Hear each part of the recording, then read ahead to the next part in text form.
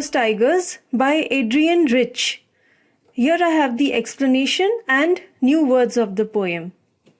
Adrienne Cecil Rich was an American poet, essayist, and a feminist. She was one of the most widely read and influenced poets of the second half of the 20th century.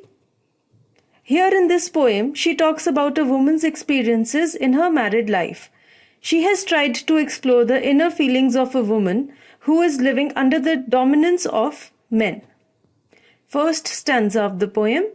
Aunt Jennifer's tigers prance across the screen, bright topaz denizens of a world of green. They do not fear the men beneath the tree. They pace in sleek chivalric certainty. The explanation of the stanza. Here the poet is talking about a lady whom she addresses as aunt, and the name of the lady is Jennifer. So she says that Aunt Jennifer is embroidering a tapestry, a panel, which is a piece of cloth, and it could be probably a tablecloth or a wall hanging. So the pattern on the embroidery which she is doing is of tigers which are running and moving around, jumping all over the piece of cloth. They are bright yellow in color, just like the color of topaz stone. So here also she has used a simile to describe the color of the tigers. And the tigers are in the green dense forest backdrop, and it is looking very striking.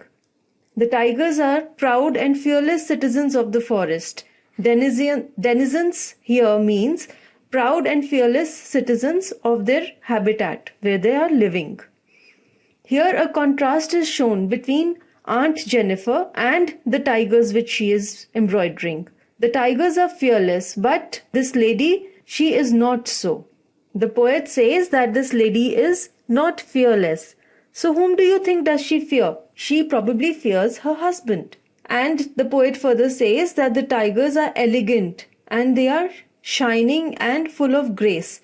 Now you can also think that the threads which are used for embroidery, they are silken threads. So they are also giving a shine to these tigers. Next stanza. Aunt Jennifer's fingers fluttering through her wool find even the ivory needle hard to pull. The massive weight of Uncle's wedding band sits heavily upon Aunt Jennifer's hand.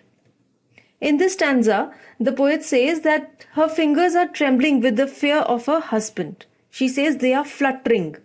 Now, why are they probably fluttering? Because she is doing her hobby of embroidery, and probably the poet feels that her husband would not be very pleased to see her doing this. So he could scold her. So, as the lady is scared of him, she feels that he can come anytime and he can scold her. That is why her fingers are trembling.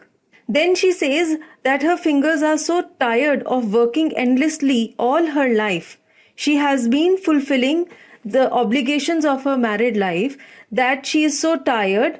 Even the tiny needle is so heavy for her that it is difficult for her to pull it out of the cloth.